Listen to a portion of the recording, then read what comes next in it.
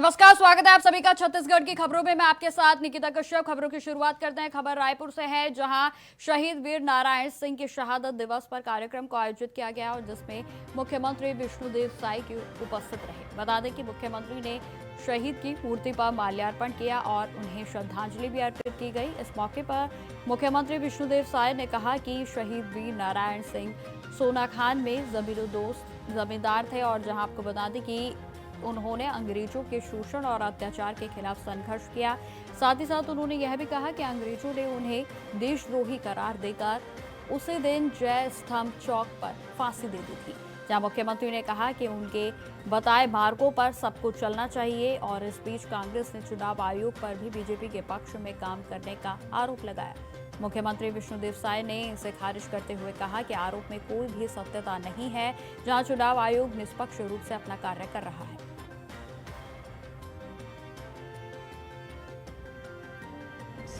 का शहादत दिवस है और आज हम सभी लोग यहाँ पर उनको श्रद्धांजलि अर्पित करने आए हैं।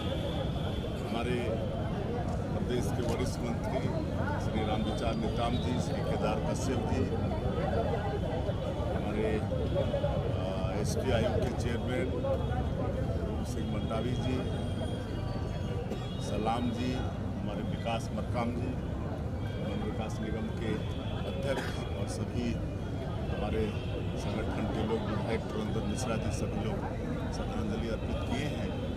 और शहीद वीर नारायण सिंह जी सोनाखान के जमींदार थे, लेकिन उन्होंने अंग्रेजों के शोषण और अत्याचार के खिलाफ लड़ाई लड़ी। काल पड़ने पर सरकार अंग्रेजी हुकूमत के गोदाम में भारी अनाज था, फिर भी लोग भूख से मर रहे थे और उनसे देखा नहीं गया और उन्होंने वहाँ से निकाल कर लोगों में अनाज को बांट दिया था और अंग्रेज़ों ने उनके ऊपर देशद्रोह का मुकदमा चलाया और आज ही के दिन रायपुर के शहीद जय स्तंभ चौक में उनको फांसी की सज़ा दे दी थी। आज उनको नमन करते हैं, श्रद्धांजलि अर्पित करते हैं और उनके बताए हुए मार्ग पर हम सब लोग चलेंगे। खबर रायपुर से ही है, जहां छत्तीसगढ़ राज्य बाल अधिकार के संरक्षण आयोग के द्वारा 6 विश्वविद्यालयों के बीच रक्षक पाठ्यक्रम के लिए MOU हुआ। जहां आपको बता दें कि जो देश का पहला पाठ्यक्रम भी बना है, जहां इस पाठ्यक्रम का उद्देश्य युवाओं को बाल अधिकार और संरक्षण के क्षेत्र में प्रशिक्षित करना है और जिससे कि वे इस क्षेत्र में विशेषज्ञता प्राप्त करें और रोजगार के अवसर भी पा सके। मुख्यमंत्री विष्णुदेव साय का कहना है कि यह पाठ्यक्रम छात्रों के सुरक्षित और जिम्मेदार भविष्य के निर्माण में मदद करेगा और यह 1 वर्षीय स्नातकोत्तर PG diploma in childs rights and protection पाठ्यक्रम पंडित रविशंकर शुक्ल विश्वविद्यालय रायपुर, संत गहिरापुर गुरु विश्वविद्यालय सरगुजा और अन्य विश्वविद्यालयों में भी शुरू होगा। जहां महिला और बाल विकास मंत्री लक्ष्मी राजवाड़े ने इस पर जानकारी दी, जिसमें कि आपको बता दें कि इसे राष्ट्रीय स्तर का नवाचार बताते हुए यह भी कहा है कि यह पाठ्यक्रम बच्चों के अधिकारों की रक्षा और समाज में जागरूकता फैलाने में महत्वपूर्ण भूमिका निभाएगा।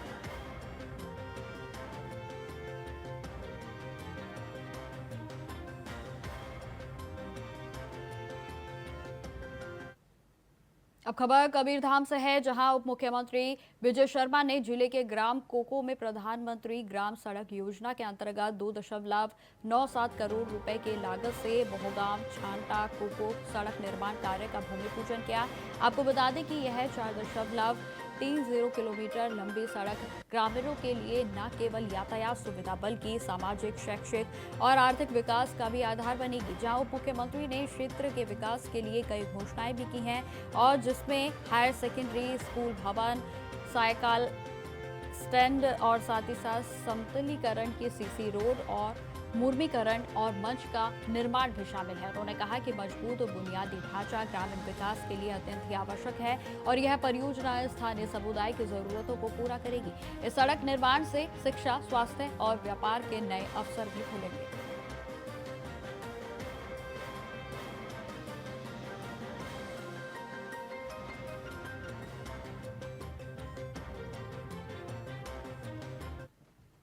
अब खबर अंबिकापुर से है, जहां सरगुजा जिले के लखनपुर उदयपुर में आपको बता दें कि करोड़ों रुपए के विकास कार्यों का भूमि पूजन और लोकार्पण किया गया, जहां कैबिनेट मंत्री राजेश अग्रवाल ने इन कार्यों की शुरुआत की और जिसमें की प्रमुख बिनकरा में सरस्वती शिशु मंदिर भवन का भूमि पूजन शामिल है और जिसमें 20 लाख रुपए की मंत्री निधि से भी सहायता मिली है। जहां गुमगरा खुर्द में नए प्राथमिक स्वास्थ्य केंद्र का लोकार्पण करते हुए मंत्री ने स्टाफ को रात दिन सेवा देने की हिदायत दी। जहां आपको बता दें कि लापरवाही पर सख्त चेतावनी भी दी गई है। जहां लटोरी में 5 लाख रुपए की पुलिया का भूमि पूजन भी किया गया, जहां उदयपुर क्षेत्र में रेहन नदी पर भी 11.86 करोड़ रुपए का उच्च स्तरीय पुल स्वीकृत हुआ है और जिससे कि दर्जनों गांवों को सीधा लाभ मिलेगा।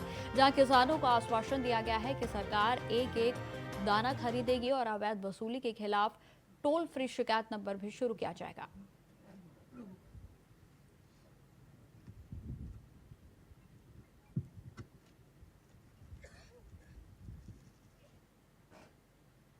खबरों में आगे बढ़ते हैं। अब खबर कबीरधाम से है, जहां जिले में स्वास्थ्य सेवाओं को मजबूत करने की दिशा में और युवाओं के लिए चिकित्सा शिक्षा के अवसर प्रदान करने के लिए एक ऐतिहासिक कदम उठाया जा रहा है।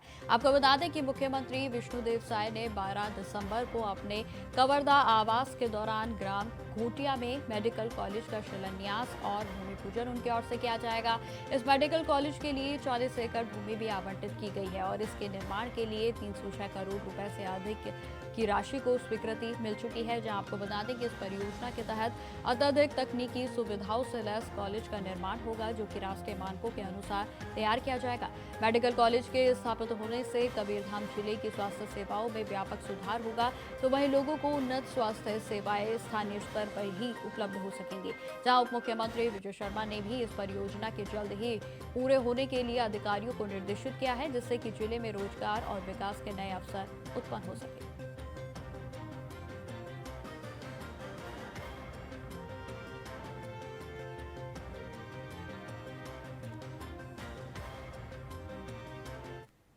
खबरों में आगे बढ़ते हैं। अब खबर बालोद से है, जहां सीएम विष्णुदेव साय ने जिले के गुरूर विकास खंड के ग्राम करेछेरर में आपको बता दें कि आयोजित विराट वीर मेला महोत्सव का समापन कर आदिवासी समाज के सांस्कृतिक, ऐतिहासिक और वीरता का सम्मान किया।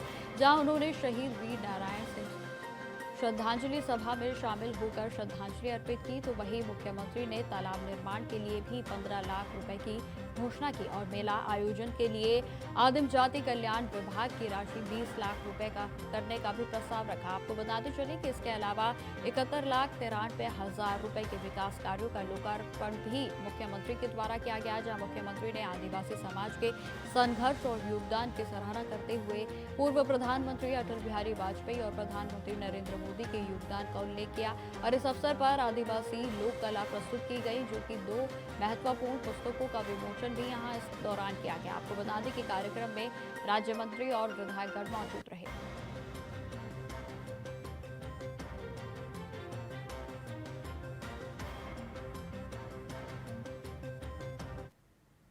अब खबर कांकेर से है, जहां 4 माओवादी नक्सली कैडर मुख्य धारा में लौट आए हैं। जी हां, आपको बता दें कि जिन पर 23 लाख रुपए का इनाम भी था और यह कदम सरकार की पुनर्वास योजना के तहत लिया गया, जो कि नक्सलियों को हिंसा छोड़कर समाज में वापस लाने का प्रयास करती है। बताते चले कि राज्य के शासन की नक्सल अनुमूलन नीति और शांति, संवाद और विकास के सतत प्रयासों के परिणाम स्वरूप यह बदलाव हुआ है। जहां लौटने वाले माओवादी कैडरों में 2 महिला और 2 पुरुष शामिल हैं, जिसमें से 2 कैडर पर 23 लाख रुपए का इनाम भी घोषित था और सभी ने हिंसक विचारधारा से अलग होकर शांति और प्रगति के मार्ग पर चलने का निर्णय लिया है। आपको जानकारी देते चलें कि चारों माओवादी कई नक्सली मुठभेड़ों में शामिल भी रहे हैं, जहां कैडरों को प्रोत्साहन स्वरूप 50-50 हजार रुपए की आर्थिक सहायता भी प्रदान की गई।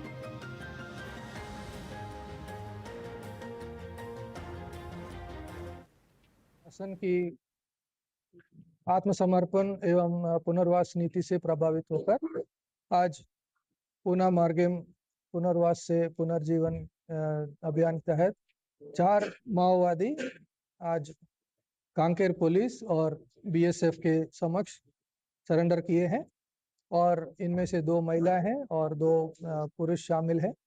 कुल इनाम इन चारों के ऊपर 23 लाख है और इनमें से एक नक्सली जो आत्मसमर्पण कर रहे हैं वो महिला मदनवाड़ा घटना में जिसमें श्री चौबे जी शहीद हुए थे उस घटना में भी शामिल थी। ये चारों में से 2004 से 25 तक ये लोग नक्सल संगठन से जुड़े हुए हैं। तो इनकी आत्मसमर्पण करना कांकेर जिले के लिए और बस्तर के लिए एक बहुत अच्छी उपलब्धि है और इनकी निर्णय जो आत्मसमर्पण करके मुख्यधारा में शामिल करने का निर्णय हम आह्वान करते हुए इनको आज प्रेस के समक्ष आपको पेश कर रहे हैं।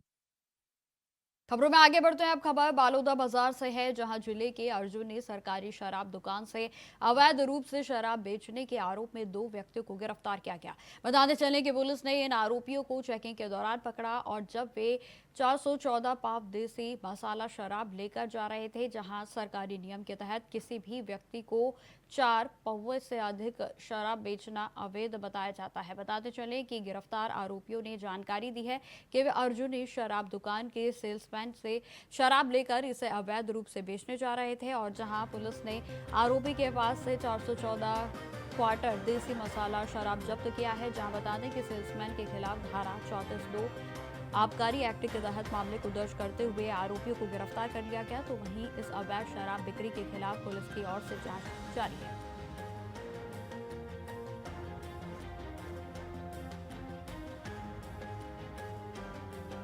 तो आपको बता दें कि बालोदा बाजार पुलिस की ओर से बड़ा एक्शन लिया गया है, जिसमें कि अवैध तरीके से शराब की सेल्स पर रोक लगाई गई, जिसमें कि आरोपियों के खिलाफ मामले को दर्ज करते हुए आबकारी विभाग की ओर से तमाम एक्टों में इस मामले को दर्ज किया गया है। बता दें कि अवैध रूप से जो शराब बेचते हुए आरोपियों को रंगे हाथों गिरफ्तार किया गया, जिसमें कि आपको बता दें कि बालोदा बाजार से यह जो शिकायत थी वो लगातार सामने आ रही थी और जिसमें पुलिस की ओर से बड़ा एक्शन लिया गया, जिसमें अवैध शराब बिक्री पर पुलिस की ओर से कार्रवाई करते हुए 2 आरोपियों को गिरफ्तार कर लिया गया है। तो वहीं आपको बता दें कि अवैध तरीके से शराब बेचने को लेकर लगातार बालोदा बाजार पुलिस को तमाम शिकायतें मिल रही थी और जिसमें कि इस खास तौर पर थाने में इस बालोदा बाजार के इस ठेके को लेकर शिकायतें सामने आ रही थी और जिसमें पुलिस की तत्परता के साथ इस मामले में 2 आरोपियों को गिरफ्तार कर लिया गया है। हालांकि आपको बताते चले कि पुलिस की ओर से चेतावनी दी गई है कि इस तरीके की कार्रवाई आगे भी लगातार जारी रहेगी,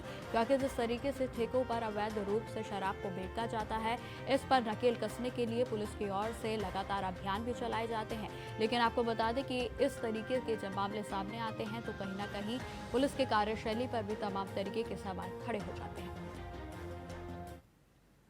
खबरों में आगे बढ़ते हैं। खबर बालोदा बाजार से ही है, जहां आपको बता दें कि कलेक्टर दीपक सोनी के मार्गदर्शन में जिले के राष्ट्रव्यापी साक्षरता महापरीक्षा का आयोजन किया गया है, जिसमें कि इस परीक्षा में 14,191 शिक्षार्थियों ने बुनियादी साक्षरता और संख्यात्मक ज्ञान के साथ साथ मूल्यांकन परीक्षा में भाग लिया, जिसमें कि पति पत्नी, सास बहू, सगी बहनें और परिवार के अन्य सदस्य भी सम्मिलित हुए और जिले में 642 परीक्षा केंद्रों पर यह परीक्षा आयोजित की गई, जिसमें पाठन, शिक्षा और पर्यवेक्षकों ने मूल्यांकन कार्य किया है। तो वहीं आपको यह भी जानकारी दे दें कि शिक्षार्थियों ने पढ़ाई लिखाई और गणित में कुल 150 अंक की परीक्षा दी।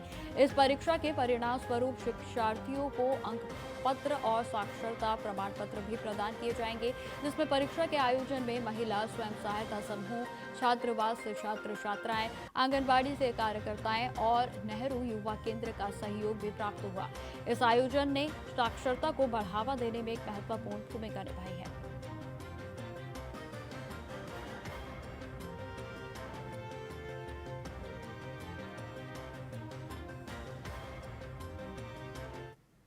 खबरें लगातार जारी रहेंगी, फिलहाल रुकते छोटे से ब्रेक के लिए। तो ब्रेक के बाद एक बार फिर से स्वागत है आप सभी का। बढ़ते हैं खबरों की ओर। खबर बालोदा बाजार से है, जहां छत्तीसगढ़ के आदिवासी नेता और प्रथम आदिवासी स्वतंत्रता संग्राम सेनानी शहीद वीर नारायण सिंह के शहादत दिवस को बड़े ही श्रद्धा के साथ मनाया गया। आपको बता दें कि इस अवसर पर सर्व आदिवासी समाज के लोगों ने कलेक्ट्रेट कार्यालय में स्थित शहीद वीर नारायण सिंह की प्रतिमा पर माल्यार्पण कर उन्हें श्रद्धांजलि अर्पित की। बताते चले कि शहीद वीर नारायण सिंह ने स्वतंत्रता संग्राम में अंग्रेजों के खिलाफ संघर्ष किया और उनकी शहादत को आज भी याद किया जाता है। जहां अंग्रेजों ने उन्हें रायपुर के जय स्तंभ पर खुलेआम फांसी दी थी, छत्तीसगढ़ राज्य सरकार ने उनके बलिदान को सम्मानित करने के लिए 10 दिसंबर को शहादत दिवस के रूप में मनाने की परंपरा को बनाया है।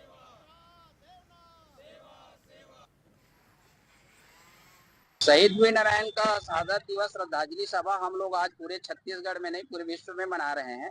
और छत्तीसगढ़ का राजधानी में ये हमारे बलौदाबाजार जिला विकासखंड कसडोल के धरा पे रहने वाले शहीद वीरनारायण हैं, जिसके श्रद्धांजलि आज पूरे हमारे सभी जगहों में मना रहे हैं। लेकिन आज मुख्य है सोना खान में मना रहे हैं। उसी के परिप्रेक्ष्य में यहाँ हम बलौदाबाजार में बहुत तत्परता से, बहुत संघर्ष से हमारे पूरे छत्तीसगढ़ अनुसूचित जनजाति शासकीय सेवक विकास संघ के सदस्य, कर्मचारी, अधिकारी, सभी जिला के समाज के द्वारा यह सहयोग बहुत किया गया और इस चौक में शहीद वीरनारायण के स्मृति करने के लिए यहाँ पे संघर्ष किए और आज वह पूर्ण हुआ है और 2 साल ये हो गया है। और यहाँ पे हम लोग इस चौक का घोषणा करा करके इस नाम को आदेश कराते हुए यहाँ पे प्रतिमा लगाए हैं और पूरे छत्तीसगढ़ अनुसूचित जनजाति शासकीय सेवक विकास संघ के पूरे जिला पदाधिकारी यहाँ पे आकर के आज माल्यार्पण कर रहे हैं।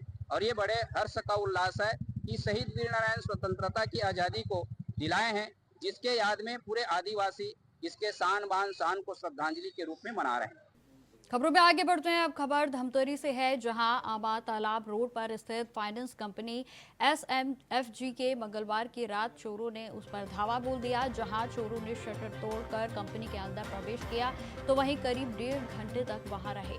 हालांकि आपको बता दें कि वे मुख्य लॉकर को तोड़ने में सफल नहीं हो पाए, लेकिन एक डिजिटल लॉकर को उठाकर ले गए और जिससे कि करीब 1.25 लाख रुपए उसमें मौजूद थे। आपको बता दें कि चोरों ने CCTV कैमरे का भी क्षतिग्रस्त पूरे तरीके से कर दिया, लेकिन कंपनी के दूसरे कैमरे से पुलिस को कुछ फुटेजेस मिल गए हैं। बताते चले कि पुलिस ने इस मामले में ट्रैकर डॉग और फॉरेंसिक एक्सपर्ट की टीम को भी मौके पर बुलाया, जहां पूछताछ के दौरान पुलिस को सब कुछ जो है मजबूत जो है सबूत इस दौरान मिले हैं, जहां पुलिस मामले की गहनता से जांच पे जुट गई है। तो धमतरी का ये पूरा मामला बताया जा रहा है, जहां आपको बता दें कि धमतरी में फाइनेंस कंपनी में चोरी हो गई और जहां शटर तोड़कर चोर जो है वो इस कंपनी के भीतर घुस गए और जिसमें कि आपको बता दें कि करीब 1 से 2 घंटे तक चोर अंदर कंपनी के भीतर ही रहे। तो वहीं मामले की जाँच पुलिस की ओर से की जा रही है।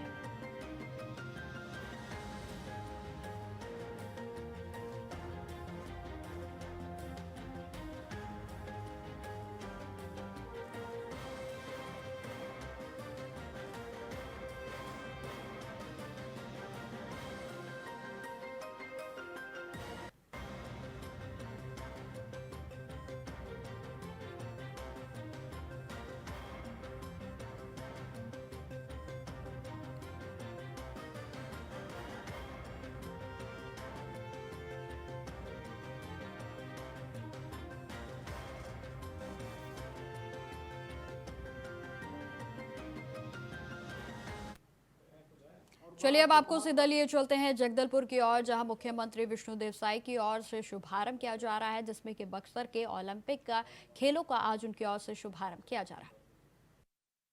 मेरी काम मणिपुर से चलकर यहाँ पर आई है, उनका बहुत बहुत स्वागत है। मैं चाहूंगा कि एक बार करतल ध्वनि से उनका आप सभी लोग स्वागत करेंगे।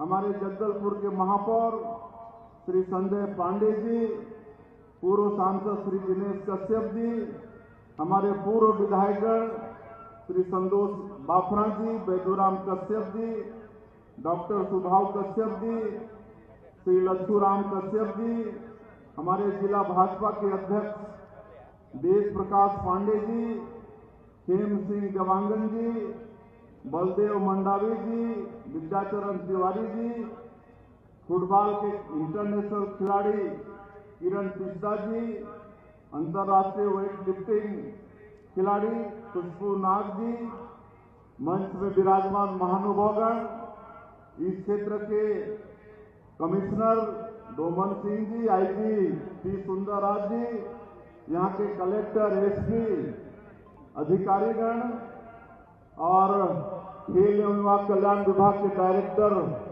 श्रीमती तनुजा सलाम, सभी अधिकारीगण विभाग के और इस अवसर पर हमारे बस्तर संभाग के सभी जिलों से इस संभागीय ओलंपिक में भाग ले रहे सभी हमारे खिलाड़ी बेटा बेटी, आज के इस अवसर पर उपस्थित सभी सज्जनवृंद, मातृशक्ति माताएं बहनें, युवा साथी और मीडिया के मित्रों, मैं सबसे पहले आप सभी लोगों का हृदय से अभिनंदन करता हूं। आप सभी लोगों का मैं हृदय से स्वागत करता हूं।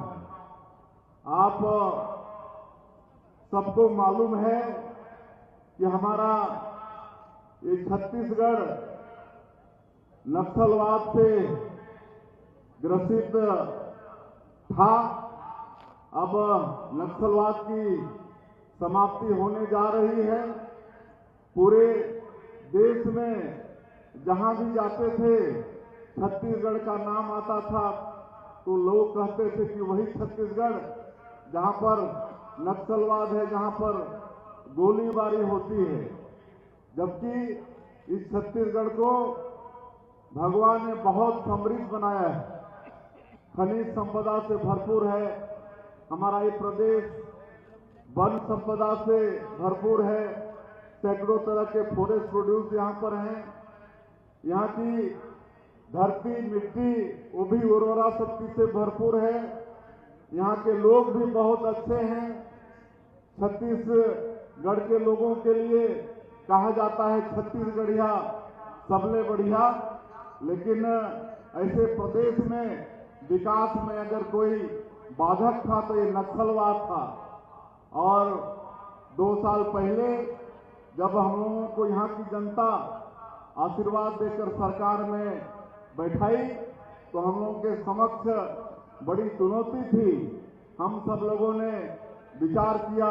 यहाँ पर हम धन्यवाद देना चाहेंगे हमारे प्रदेश के डिप्टी सीएम और गृह मंत्री विजय शर्मा जी को, जो आज प्रदेश से नक्सलवाद को समाप्त करने के लिए दूरस्थ और दूर क्षेत्रों में जा रहे हैं, लोगों से वहां संपर्क कर रहे हैं, उनके बीच वार्तालाप कर रहे हैं। और हम धन्यवाद देना चाहेंगे हमारे देश के यशस्वी प्रधानमंत्री आदरणीय श्री नरेंद्र मोदी जी, जो आज दुनिया के सर्वाधिक लोकप्रिय नेता हैं और सबका साथ, सबका विकास, सबका विश्वास और सबका प्रयास, इसको मूल मंत्र मानते हुए देश को आज आर्थिक दृष्टि से आज चौथे नंबर पर पहुंचा दिए हैं। एक नए भारत का जिन्होंने निर्माण किया है, एक ऐसा निर्भीक भारत जो किसी को छेड़ता नहीं है, लेकिन अगर कोई छेड़ता है तो उसको छोड़ता भी नहीं है। दुश्मन को घर में घुसकर मारने वाला ये नया भारत आज आदरणीय मोदी जी के कारण ये हुआ है। आज हमारे देश के यशस्वी गृह मंत्री आदरणीय अमित शाह जी 2023 दिसंबर में जब हम लोग सरकार में आए, अगले ही महीना छत्तीसगढ़ आकर हम सब लोगों का हौसला अफजाई किया, हमारे यहाँ के जवानों का हौसला अफजाई किया। और आज हम नमन करना चाहते हैं हमारे सुरक्षा बल के अधिकारियों का, जवानों का, जिन्होंने बहादुरी के साथ नक्सलवाद के खिलाफ में जंग छेड़ी है और ये नक्सलवाद आज समाप्ति की ओर है। तो आज हम लोगों ने सोचा कि कैसे हम लोग युवाओं को ये गोलीबारी इससे दूर करें और विकास की मुख्यधारा से जुड़ें। और तभी से विचार मन में आया कि ये बस्तर ओलंपिक का आयोजन करते हैं। और पिछले साल 2024 में। तो फिलहाल मेरे साथ इस बुलेटिन में इतना ही। देश दुनिया की तमाम खबरों की जानकारी के लिए बने रहे हमारे साथ। नमस्कार।